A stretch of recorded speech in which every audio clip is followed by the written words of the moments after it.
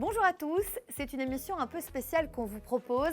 Contact fête en effet ses 50 ans. 50 ans d'informations sur la sécurité routière. Alors pour marquer le coup, voici 3 des 5 présentateurs qui m'ont précédé à cette place. Jean-Marie Teyssen, Daniel Denève, Olivier Kisquater, messieurs, bonjour. Bonjour. Merci d'avoir accepté notre invitation. Alors avant de vous entendre, je vous propose un petit retour en arrière.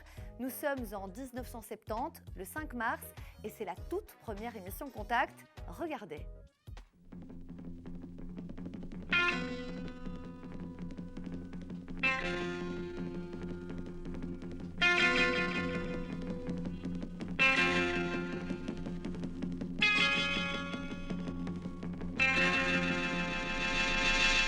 Jean-Marie, je me tourne vers vous. Vous avez présenté l'émission entre 1983 et 1990, mais à l'époque, en 1970, il faut bien le dire, une émission sur la sécurité routière, c'est une grande première. C'était une grande première et qui était bien utile parce que la voiture avait pris de plus en plus de place dans le comportement de nos concitoyens.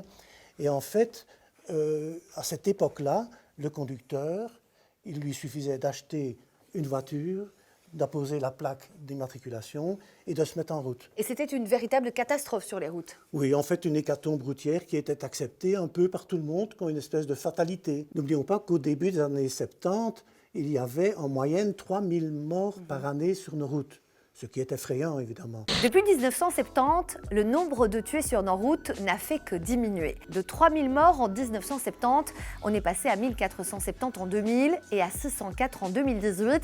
Il y a 50 ans, il y avait donc 5 fois plus de tués qu'aujourd'hui, grâce notamment à plusieurs règles mises en place au fil des années. En 1975, le taux d'alcool maximum passe de 1,5 à 0,8 g d'alcool dans le sang, mais ce n'est pas tout. En 1977, c'est la mise en place de la partie pratique du permis de conduire obligatoire.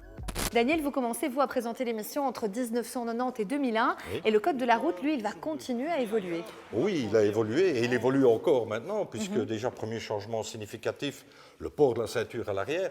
Alors, c'est déjà pas évident de le faire porter à l'avant, mais à l'arrière, et qui plus est maintenant avec les enfants. Et puis, deuxième gros changement, on passait du fameux 0,8 au 0,5. Oui. Alors, c'était déjà pas évident à faire comprendre. Précision, 0,5 g d'alcool par litre de sang. Et il faut savoir qu'à l'heure actuelle, les appareils fonctionnent sur des milligrammes d'alcool par litre d'air alvéolaire expiré.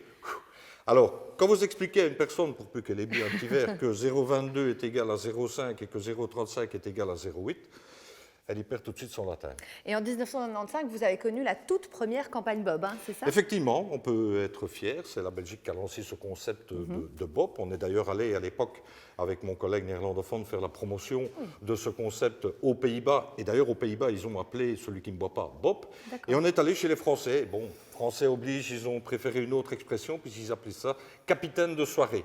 Olivier, on va revenir avec vous sur l'année 1998. Alors à l'époque, le permis de conduire pour voiture ne suffit plus pour conduire les grosses motos, et c'est aussi l'arrivée des radars automatiques.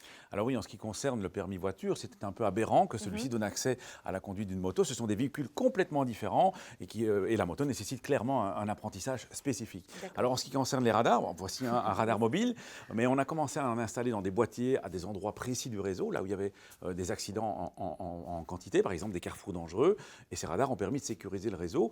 On passe maintenant tout doucement à des radars tronçons, donc qui contrôlent la vitesse plus sur une longue distance, de manière à sécuriser non plus un point précis, mais toute une zone. On l'a vu dans cette émission, en un demi-siècle, les routes, les véhicules, mais aussi les règles de sécurité ont beaucoup changé. Souvent contraignantes, elles ont un réel impact.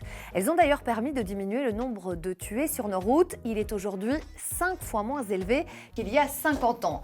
Messieurs, merci d'avoir participé à cette émission un peu spéciale. C'est avec plaisir. Si vous avez des questions, contactez-nous via les réseaux sociaux. Rendez-vous également sur Ovio. À la semaine prochaine et d'ici là, bonne route.